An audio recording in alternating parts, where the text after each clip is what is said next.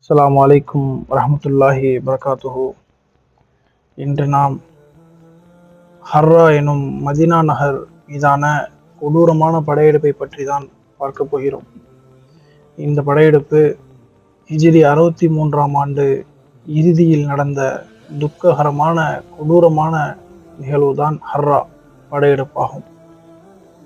அதுவும் இந்த படையெடுப்பு யசீத் பின் முஆவியாவின் கொடுங்கோல் ஆட்சியில் கடைசி காலத்தில் நிகழ்ந்ததாகும். அந்த படையெடுப்பை சுருக்கமாக நாம் காணலாம். மதீனாவாசிகள் யசீதை பாவி, அநியாயக்காரன் என்று கூறி அவனுக்கு கட்டுப்பட மறுத்து அவனுக்கு எதிராக கிளர்ச்சி செய்தார்கள். அவனுடைய கொடுங்கோல் ஆட்சியின் காரணமாக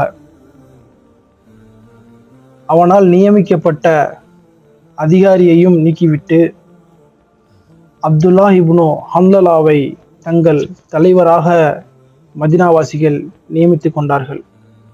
இந்த செய்தியை கேள்விப்பட்டவுடன் யசீது முஸ்லிம் இப்னு உக்குபாவை மதீனாவாசிகளுக்கு எதிராக சில கட்டளைகளை இட்டார். நேர்வழியில் நின்ற நம்முடைய முன்னோர்கள் இவனை முஸ்ரிஃப் இப்னு உக்குபா என்று குறிப்பிடுகிறார்கள். முஸ்ரிஃப் என்றால் வரம்பு மீறுபவன் என்று பொருள். 12,000 வீரர்களுடன் மதீனாவை நோக்கி அனுப்பி அவனுக்கு கட்டளையிட்டார் யசீத்.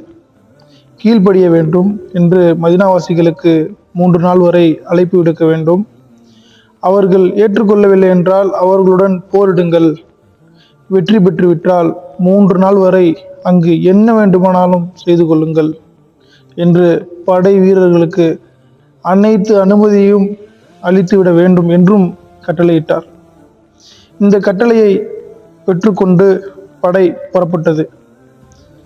பிறகு மதீனா வெற்றி கொள்ளப்பட்டது இந்த அநியாயக்காரர்களால்.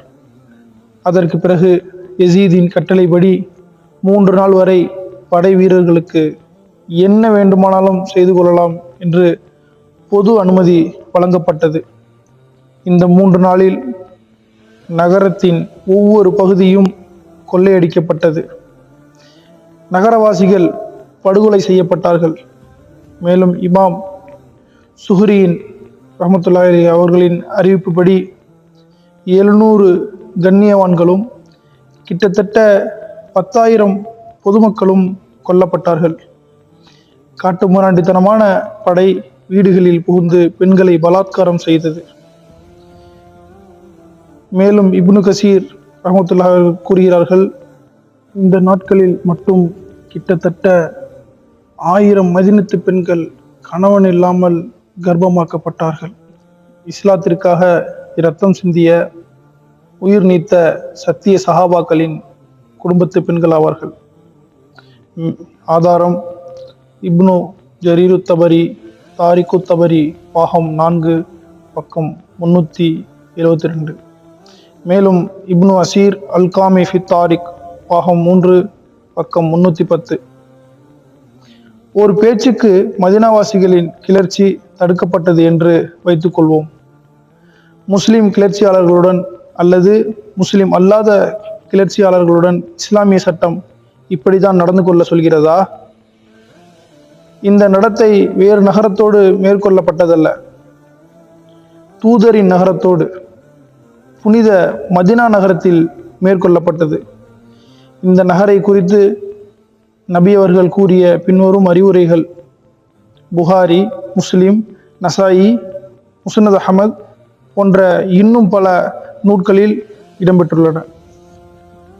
யார் இந்த நகருக்கு தீங்கிழைக்க நாடுவாரோ அவரை அல்லாஹ் நரகத்தில் போட்டு செம்பை போன்று உருக்குவான் என்று இறை தூதர் முஹம்மது நபி ஸல்லல்லாஹு அலைஹி வஸல்லம் அவர்கள் கூறுகிறார்கள். மேலும் யார் மதீனாவாசிகளை அநியாயமாக பயமுறுத்துவாரோ அவரை அல்லாஹ் பயமுறுத்துவான்.